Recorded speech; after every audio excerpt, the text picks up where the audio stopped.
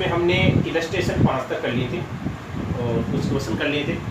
छठा इलस्ट्रेशन बता रहा हूँ आपके पेज नंबर 58 पर। इसमें दो पार्टनर है ए और बी, समान साझेदार, यानी कि लाभांश का अनुपात क्या है, बराबर। नया साझेदार आ रहा है सी, और सी के आने के बाद में नया अनुपात दे रखा है 2:1:1। तो नया अनुपात 2:1:1 है, तो इसका मतलब है सी का हिस्सा है वो कितना हो गया, 1/4। अच्छा, पहले आगे का मैं बताता हूँ। और इसमें देखो संपत्तियों और दायित्वों के मूल्य में जो परिवर्तन हो रहा है उसके लिए दे रखा है। पहला पॉइंट लाभांश अनुपात का पूंजी का है। दूसरा पॉइंट है स्थायी संपत्तियों का मूल्य 12,000 रुपए से बढ़ाया जाएगा। संपत्तियों के मूल्य में वृद्धि होती है तो हम कहाँ दिखाते हैं, सीआर साइड में। तो स्थायी संपत्तियों के मूल्य में वृद्धि हो रही है, और कितनी वृद्धि हो रही है, 12,000। तो 12,000 हम सीआर साइड में दिखाते हैं, कमी होती तो डीआर साइड में दिखाते हैं। 2,000 रुपए अप्राप्य ऋणों के अपलिखित किए जाएंगे, यानी कि राशि प्राप्त नहीं होगी, और राशि प्राप्त नहीं होती देनदारों में कमी होती है। देनदार एसेट्स है और एसेट्स में कमी होती है तो हम कहाँ दिखाएंगे, डीआर साइड में।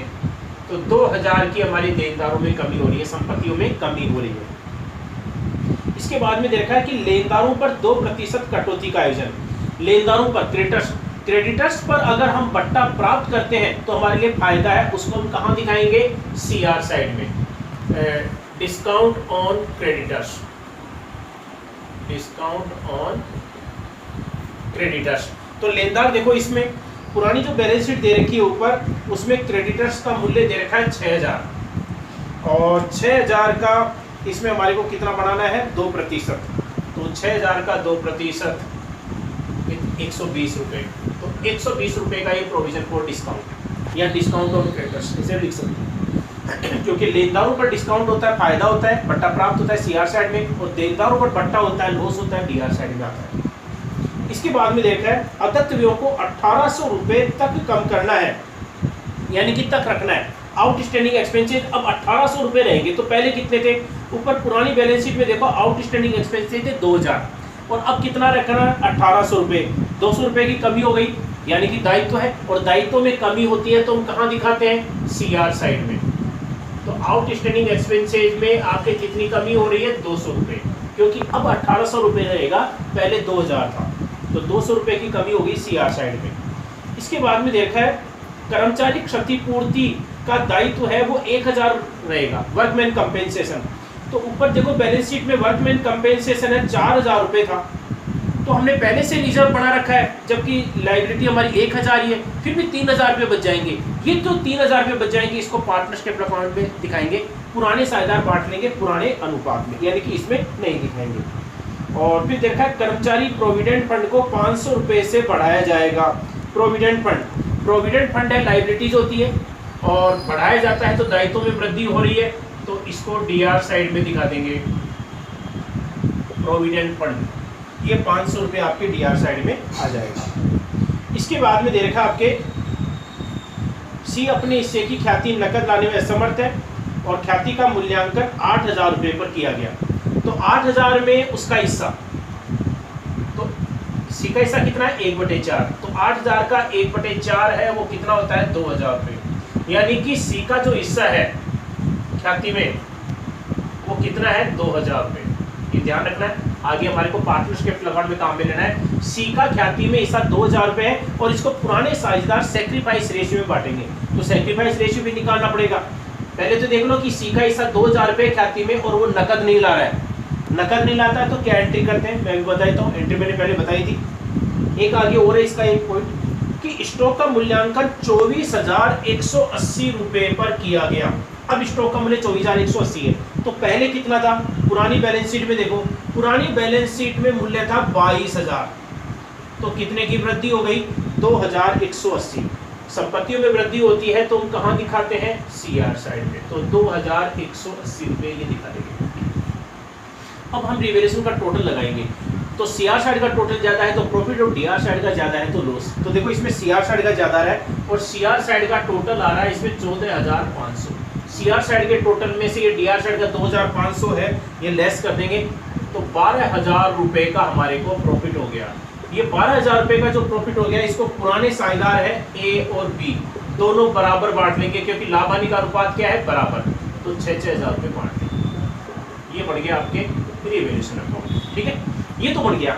अच्छा देखो, हमने सी का मैंने बताया था कि सी का ख्याति में ऐसा 2000 नकद नहीं ला रहा है, नकद नहीं लाता है तो हम एंट्री क्या करते हैं, सी के चालू खाते को हम डेबिट कर देंगे। एंट्री क्या करेंगे, सीज करंट अकाउंट डीआर, और ओल्ड पार्टनर्स को हम क्रेडिट करेंगे सैक्रिफाइस रेशियो में। तो पहले सैक्रिफाइस रेशियो निकालना पड़ेगा। सैक्रिफाइस रेशियो कैसे निकालते हैं, पुराने अनुपात में से नया अनुपात घटाते हैं। तो ए का पुराना कितना था, 1/2, और अब नया कितना है इसका, 2/4। बात एक ही है, 1/2 ही हो गया अब भी, यानी कि ए ने कोई सैक्रिफाइस नहीं किया है तो अब बी का निकालने की जरूरत है ही नहीं। जो भी त्याग किया है, सैक्रिफाइस किया, वो किसने किया है, बी ने किया है।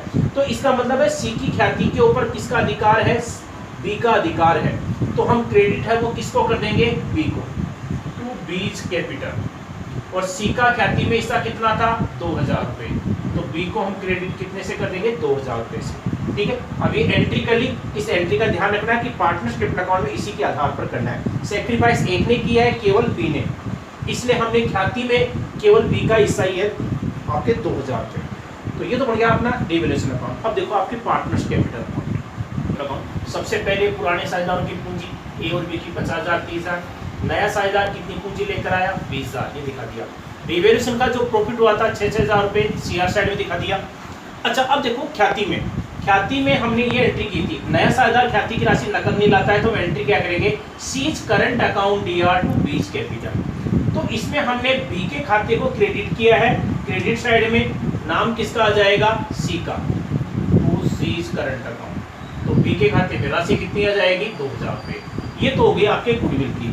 अच्छा देखो, इसमें पुरानी जो बैलेंस शीट है उसके एसेट्स पक्ष में P&L दे रखा है। एसेट्स पक्ष में जो P&L होता है, हानि का शेष होता है, हानि के शेष को डीआर साइड में बांटेंगे, पुराने साझेदार पुराने अनुपात में, और लाभ का अनुपात क्या है, बराबर, तो दोनों 1,000 रुपये बांट लेंगे। ये P&L का हो गया। इधर देखो लायबिलिटी साइड में देखो आपके वर्कमैन कंपेंसेशन फंड था पहले का 4,000 रुपये, और वर्कमैन कंपेंसेशन की जो लायबिलिटी है वो 1,000 ही है, फिर भी हमारे पास 3,000 रुपये का रिजर्व बच गया। अगर रिजर्व बच जाता है उसको पुराने साझेदार बांटेंगे पुराने अनुपात में सीआर साइड में। तो वर्कमैन कंपेंसेशन रिजर्व कितना बच गया, 3,000, और लाभ का अनुपात क्या है, बराबर, तो दोनों 1500 रुपये बांट लेंगे। ये आपके वर्कमैन कंपेंसेशन है, ये आपके हो गया। ठीक है, तो पार्टनरशिप अकाउंट में हमने दिखा दिया, P&L का दिखा दिया। अब हम क्या करेंगे, सीआर साइड का टोटल लगा लेंगे, और सीआर साइड के टोटल में से डीआर साइड का घटा करके पूंजी का अंतिम शेष, जिसको हम एडजस्टेड कैपिटल भी बोलते हैं, ये ज्ञात कर लेंगे। तो सीआर साइड का टोटल लगा लो पहले कितना आ रहा है।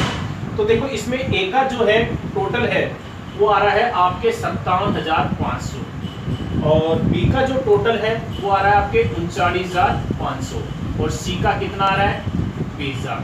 और 57,500 में से 1,000 ये घटा देंगे आपके, तो कितना आ गया आपके 56,500, और 39,500 में से 1,000 घटा देंगे आपके, कितना आ गया 38,500। सी का तो 20,000 वैसे के वैसे आ जाएगा। ठीक है, ये टोटल आपके आ जाएगा 57,500, इसका आ जाएगा 39,500, और इसका हो गया 20,000। ये बढ़ गया आपके पार्टनरशिप अकाउंट। अब इनकी ये नई कैपिटल है, नई बैलेंस शीट में ये कैपिटल आ जाएगी। ठीक है, अच्छा ये करंट अकाउंट का जो बैलेंस है ये बैलेंस शीट में आएगा। बैलेंस शीट में कहाँ दिखाएंगे इसको, एसेट्स बॉक्स में, ध्यान रखना। अब हम बैलेंस शीट बनाएंगे, इसकी नई बैलेंस शीट। नई बैलेंस शीट के लिए पुरानी बैलेंस शीट को ध्यान में रखेंगे। पुरानी बैलेंस शीट के एसेट्स पक्ष में सबसे पहले दे रखा है आपके कैश एट बैंक। तो पहले का बैंक बैलेंस है वो कितना था, 12,000। ऐसे कैसे आ जाएगा, अब हमारे पास जो कैश है वो कितना आया, नया साझेदार जो है कैपिटल के लेकर आया था, और कोई कैश नहीं आया, और ये कैपिटल है कितने लेकर आया था, 20,000। तो 20,000 दिखा देंगे कैश के। इसके बाद में देखो डेटर्स।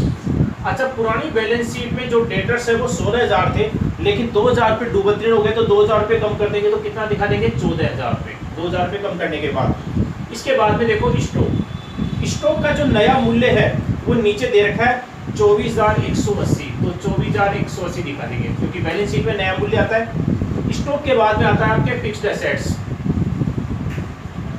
फिक्स्ड एसेट्स है, उसमें भी क्या है आपके कितने की वृद्धि हो गई थी, 12,000 की वृद्धि हो गई थी। तो पहले की फिक्स्ड एसेट्स कितनी थी, 43,000, तो आपकी कितनी हो गई, 55,000। तो फिक्स्ड एसेट्स हो गई 55,000। P&L जो पहले का था उसको साझेदारों ने बांट लिया था, लॉस था, इसलिए इसमें नहीं दिखाएंगे। ठीक है। अब देखो आपके लायबिलिटी साइड में, लायबिलिटी साइड में आपके क्रेडिटर्स, क्रेडिटर्स जो है पहले 6,000 रुपए थे और हमने क्या है इस पर डिस्काउंट था, तो 6,000 रुपए में से 120 रुपए जो डिस्काउंट था वो लेस कर देंगे, तो आपके कितना आ जाएगा 5,880 रुपए डिस्काउंट को लेस करने के बाद। इसके बाद में देखो वर्कमैन कंपेंसेशन, वर्कमैन कंपेंसेशन जो है लायबिलिटी, वर्कमैन कंपेंसेशन लायबिलिटी वो कितनी है 1,000। ठीक है, क्योंकि बाकी जो 3,000 थे वो साझेदारों ने बांट लिए, तो लायबिलिटी 1,000 है, तो 1,000 ही हम दिखाएंगे। अच्छा, प्रोविडेंट फंड है वो 500 रुपये और बढ़ा दिया, पहले का जो प्रोविडेंट फंड है वो इसमें कितना था 3,000, तो 3,000 इसमें पहले का था, 500 रुपये और बढ़ा दिया तो कितना हो गया 3,500 रुपये। तो प्रोविडेंट फंड है वो कितना आ गया आपके 3,500 रुपये, ये प्रोविडेंट फंड आ गया। ठीक है। अच्छा, अब देखो आपके कैपिटल, कैपिटल ए बी और सी की, ए की जो कैपिटल है वो कितनी थी आपके 56,500 और बी की है वो कितनी आई थी 38,500 और सी की कितनी थी 20,000। ठीक है। अच्छा, मैंने बताया था करंट अकाउंट जो एंट्री की थी ना गुडविल की, करंट अकाउंट का जो बैलेंस है सी का वो एसेट्स बॉक्स में दिखाएंगे, तो सीज करंट अकाउंट कितना था 2,000 रुपये। ठीक है, ये आपके मदे हैं। अब हम टोटल लगा लेंगे, दोनों का आपके सेम टोटल आएगा, इनका टोटल आ रहा है आपके 1,27,180 रुपये, ये बैलेंस। तो ये छठा जो इलस्ट्रेशन है इसको आप एक बार फिर से रिपीट करें।